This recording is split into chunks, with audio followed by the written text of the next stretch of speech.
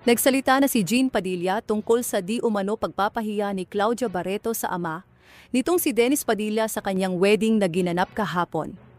Naglabas ng sama ng loob si Dennis Padilla sa social media, kaugnay ng pagdalo niya sa wedding ng kanyang anak na si Claudia kung saan ikinasal na ito sa kanyang longtime boyfriend, ang very rich businessman na si Basti Lorenzo. Dumalo si Dennis Padilla sa wedding ng kanyang anak na si Claudia Barreto para suportahan ito. Subalit labis niyang ikinagulat na hindi daw siya idineklarang father of the bride. Sa halip ay idineklara lamang daw siya ni Claudia Barreto bilang guest of the bride sa kanyang wedding. Labis itong ikinagalit ni Dennis Padilla dahil hindi daw siya binigyan ng respeto bilang siya pa naman daw ang ama nito, pero guest lang pala ang turing sa kanya. Matagal nang may issue sa pagitan nila Dennis Padilla at sa kanyang mga anak kay Marjorie Barreto. Sa social media ay naglabas ng galit si Dennis Padilla laban kay Claudia Barreto. Say nito sa kanyang IG post na burado na, "Grabe kayo, nabudol niyo ako, naging visitor galing niyo. Sagad sa buto." Nag-comment din si Dennis Padilla sa IG account ni Julia Barreto kung saan say niya, "Kapal niyo." Marami naman ang nagtanggol kay Claudia Barreto laban kay Dennis Padilla. Say ng mga netizens, sinira daw nito ang wedding ng kanyang anak. Sana itumigil na daw si Dennis Padilla sa panggugulo sa kanyang mga nananahimik na mga anak dahil pinabayaan din naman daw niya ang mga ito. Hindi daw ito naging mabuting tatay sa mga ito. Kaugnay nito nagsalita na ang kapatid ni Dennis Padilla kaugnay ng issue sa kasal ni Claudia Barreto, kung saan idineklara lamang na guest of the bride sa halip na father of the bride ang kanyang kapatid na si Dennis Padilla.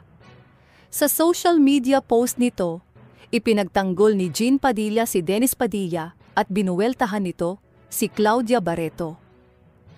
Ngayon lang po ako magsasalita. By 1 PM nasa church na po ako. Galing Bulacan going to Alabang. Si mama po namin 5 AM gumising na excited. Same kay Kuya Dennis Padilla para sa kasal ng anak niya. Ngayon lang ako nakawitness ng kasal na di part ng program ang ama ng bride. Sa aga namin doon, na nandun mga event organizer, wala man lang nagsabi na di siya part ng program, di kasama sa entourage na maglalakad sa gitna papuntang harapan ng altar. Nagtanong kami kung saan uupo ang nanay namin. Ang sabi kahit saan dun at yung ama dun na lang daw sa tumabi sa mga ninong. Kaya kami ni Kuya Dennis pumunta na lamang sa likuran. Napaluha at napaiyak si Kuya sa mga nangyari. Kaya sabi ko, umuwi na tayo after ng simbahan at papicture na lang sa kinasal.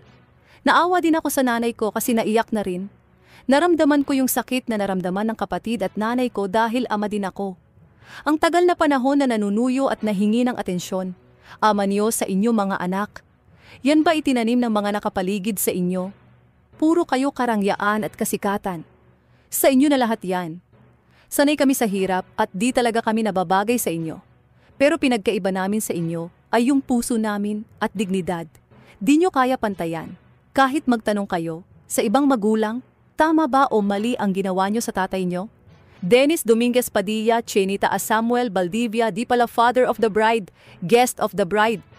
Dagdag pa niya, di nagpapansin kapatid ko sa inyo, longing sa inyo sa atensyon at pagmamahal. Sobra na kayo. Yung iba mga nagkokomento kay Dennis Padilla, alamin nyo ang simula't simula.